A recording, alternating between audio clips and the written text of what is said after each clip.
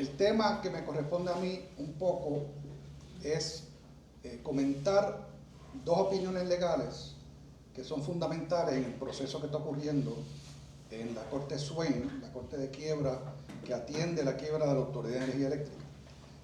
Una es la decisión que emitió la juez Swain sobre cuál era el tope de la deuda garantizada, el tope de la deuda de la Autoridad de Energía Eléctrica con sus bonistas, qué porción era garantizada y qué porción no era garantizada. La segunda opinión es la opinión del Tribunal de Circuito de Apelaciones para el primer circuito, con sede en Boston, que revoca en parte y no revoca en parte la decisión de la juez Swain, y vamos a ver qué es lo que dice cada una de estas dos opiniones para que luego Rolando comente cuáles son las opciones y dónde estamos frente a esas decisiones. Pero antes de entrar en qué dice cada opinión, cuáles son los elementos fundamentales de cada opinión,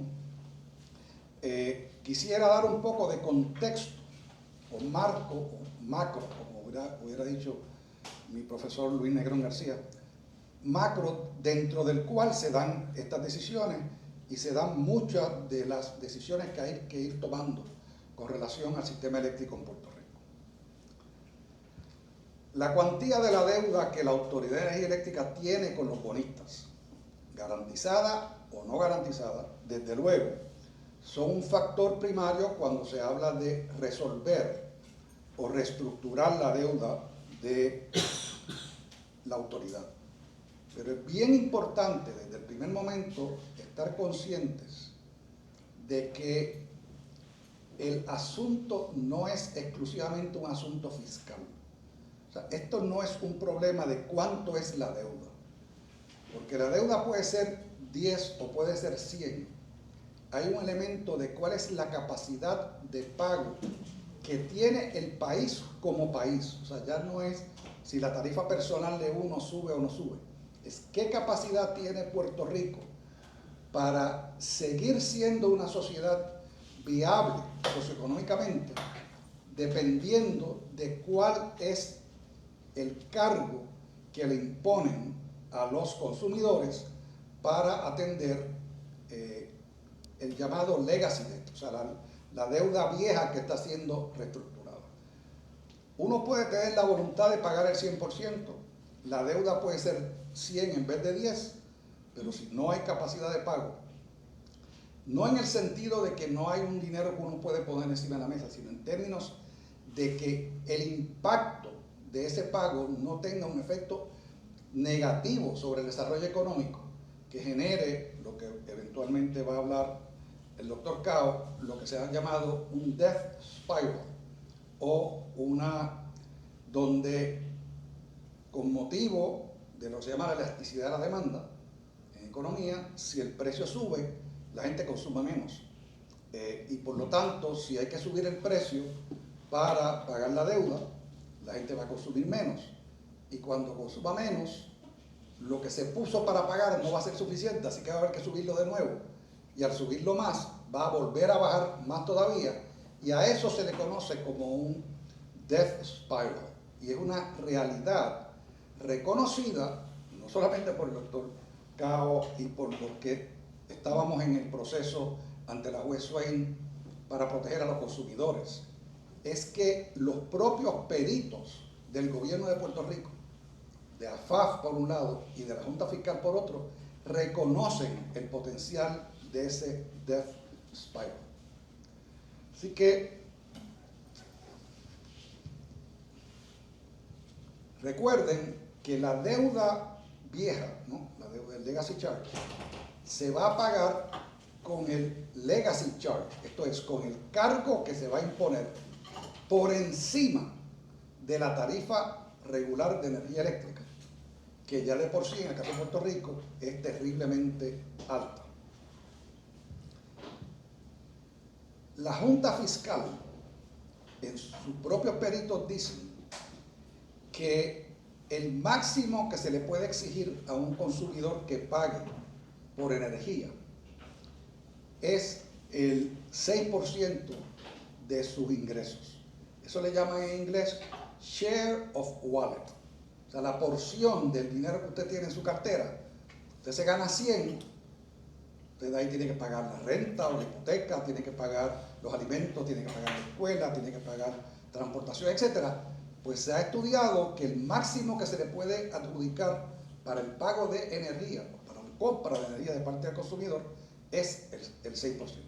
Eso lo da, por cierto, la propia Junta Fiscal. Pero ¿qué ocurre?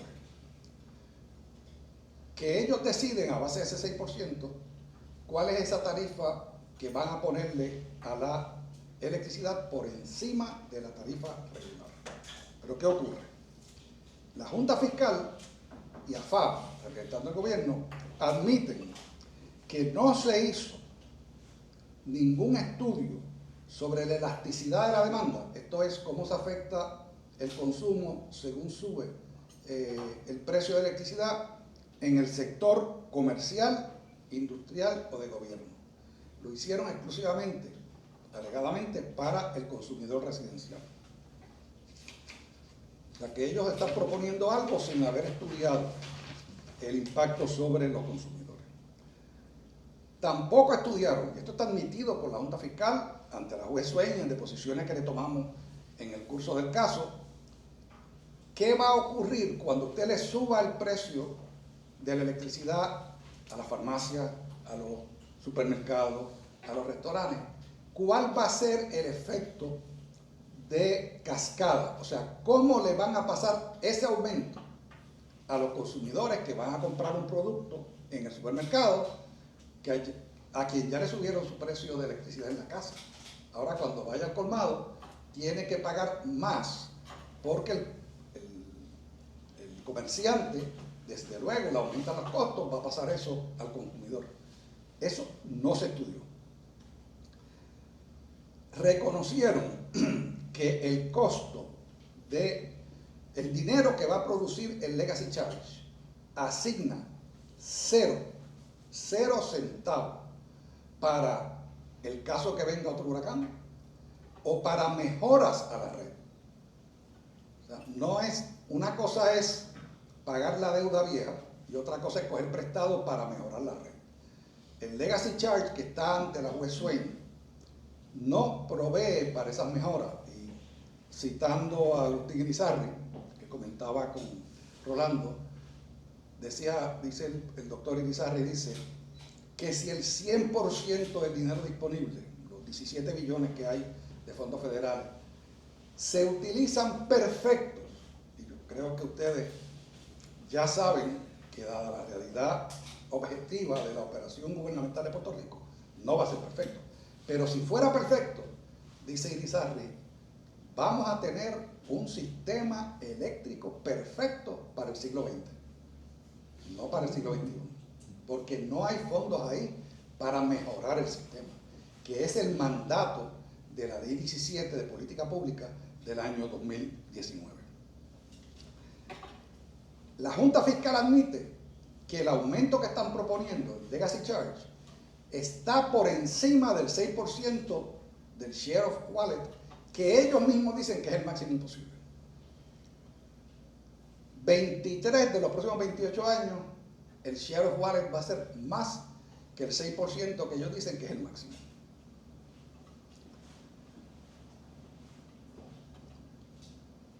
Y finalmente reconocen que el cálculo que ellos hacen de elasticidad de la demanda, esto es tanto aumento, tanta reducción en compra de energía, es un cálculo conservador.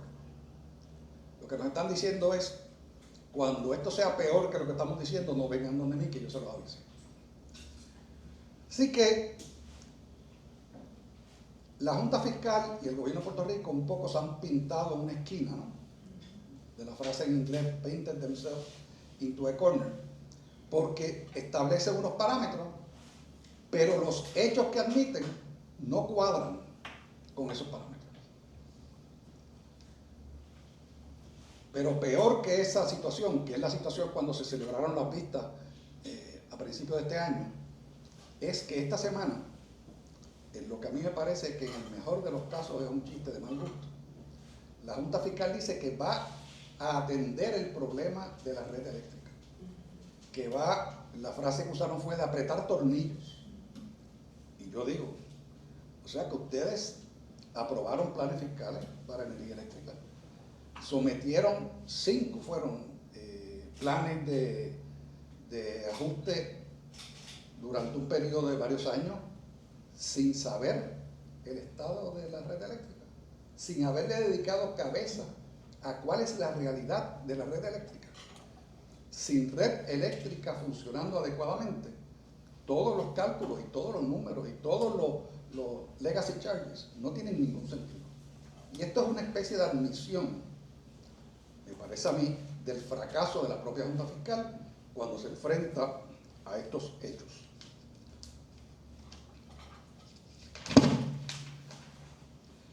Quiere decir, en resumen, de esta parte, estableciendo el MAC, 7 años luego de María, 8 años luego de la creación de la Junta Fiscal, luego de hacer y aprobar planes fiscales para la autoridad, luego de varios planes de ajuste, aún no se han enfocado en el problema central, que es la realidad de la red eléctrica de Puerto Rico. Si no hay red eléctrica efectiva, resistente, sólida, viable económicamente, no es posible reestructurar y mucho menos modernizar la autoridad de Autoridad de Energía Eléctrica. Bien, vamos a la sentencia de la juez Swain. Los bonistas reclaman que tienen una acreencia, o sea que la Autoridad de Energía Eléctrica les debe 8.5 millones, más o menos, de principales intereses de los bonos que se emitieron y que no se han pagado.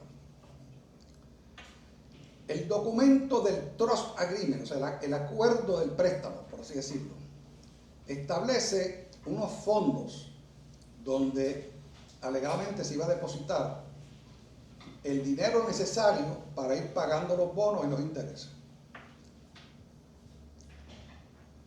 La diferencia entre lo que se deposita, que fue muy poco, y lo que se debe, es ese dinero que había que depositar que no se depositó. La juez Swain dice, eso es una deuda no garantizada de los bonistas, eso es una creencia no garantizada de los bonistas. Lo único que está garantizado, dice la juez Swain, que en quiebra es importante porque si está garantizado hay que pagarlo, o sea, antes que cualquier otra cosa. Eso es solamente lo que ellos de hecho depositaron en unos fondos, que es muy poco, 2.5 millones de dólares, o algo así, millones de dólares. Así que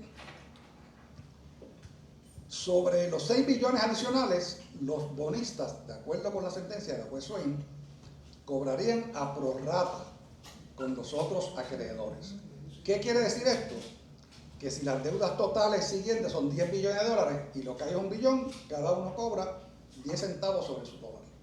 Esa es la situación de los contratistas que le daban servicio a la autoridad, esa es la situación de la gente que le vendió servicios a la autoridad. Situación distinta son los pensionados, sobre lo cual va a hablar Rolando. Y ahora les voy a hablar también, a mencionar meramente el concepto de los gastos corrientes de la autoridad. La juez Swain les dice, mire, vamos a calcular cuánto es los ingresos netos que va a tener en el futuro la autoridad. Lo traemos a lo que se llama valor presente, y eso es un crédito no asegurado que tienen los bonistas. Todo el dinero que entra a la autoridad no está comprometido con los bonistas. Con los bonistas está comprometido los ingresos netos, que quiere decir que usted tiene todos los ingresos, que todo lo que pagamos todos los consumidores, entonces hay que restar lo que cuesta la operación, los gastos necesarios para que siga operando la autoridad.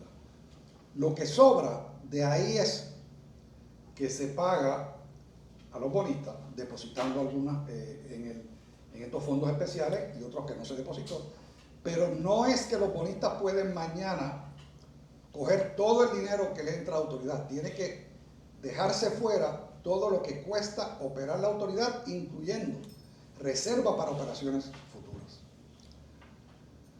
La Junta Fiscal planteó que la única garantía que tenían los bonistas era en los fondos depositados en estas cuentas especiales. Pero no solamente que esa era la única garantía que tenían, sino que no tenían derecho a cobrar nada más. O sea, que eso de que los fondos futuros, etcétera, que no tenían derecho a más nada. Que eso es lo que se llama without recourse. O sea, que ellos no podían ir a buscar otros fondos de la autoridad que no fueran los que estaban dentro de esos fondos. El problema es que hay que calcular cuál es ese valor de los ingresos futuros netos de la autoridad, y un elefante que está en el salón, como dicen los americanos, elephant in the room, que es que la juez Swain dice con gran claridad que aunque viniera un trustee, o sea, aunque entrara una persona designada por los bonistas para administrar la autoridad, para proteger los activos de ellos, no tiene la libertad de imponer tarifas que no sean razonables. Y además de eso, cualquier ajuste en tarifas tiene que pasar por el negociado de energía de Puerto Rico. Así que la idea de que los bonistas, porque se determine que la deuda es más, automáticamente tienen ya el sartén por el mango y van a cobrar el 100%, eso no es así. Ahora, con respecto al planteamiento de la Junta Fiscal de que lo único que podían cobrar los bonistas es lo que estaba en los fondos especiales, la juez dice que no, que pueden ir contra los fondos futuros, pero como una deuda no asegurada. ¿Qué pasa con esa sentencia de la juez Swain? La juez Swain la apelan, ¿no? Los bonistas apelan al Tribunal de Primer Circuito con sede en Boston. El gobierno también apela. Y resuelve el circuito, revocando parcialmente a la juez Swain, que el claim, que el reclamo que tienen los bonistas es por la totalidad de la deuda, que es 8.4 billones de dólares, no por 2.5 más o menos que había dicho la juez Swain.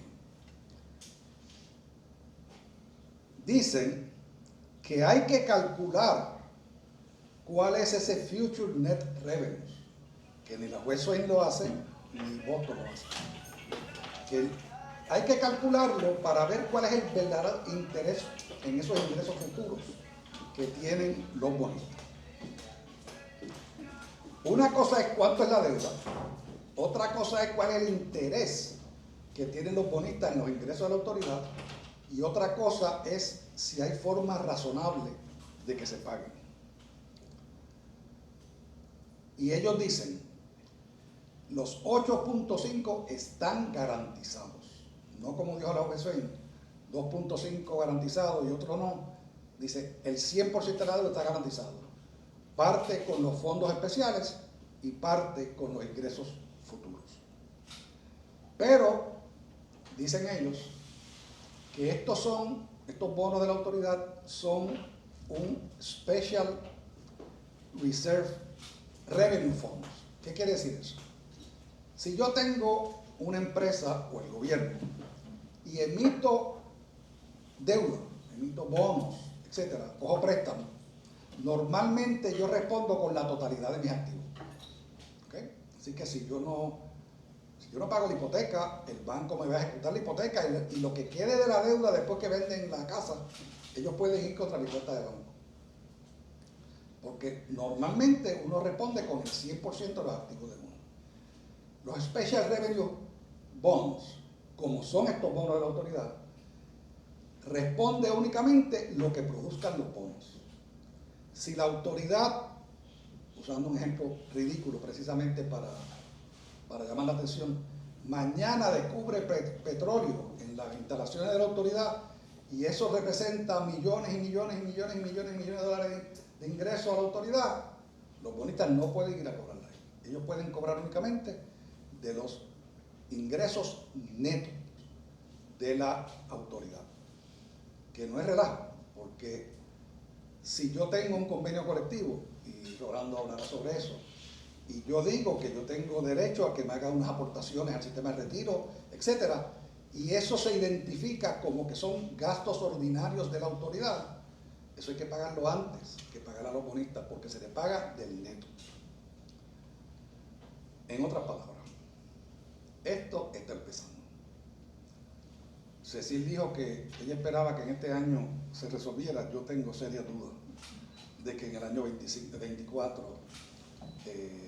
se resuelva, y no quiero pensar qué va a pasar con un cambio de gobierno y cómo se va a complicar esto para el próximo año. Porque hoy no tenemos el número del valor presente de los ingresos netos de la autoridad.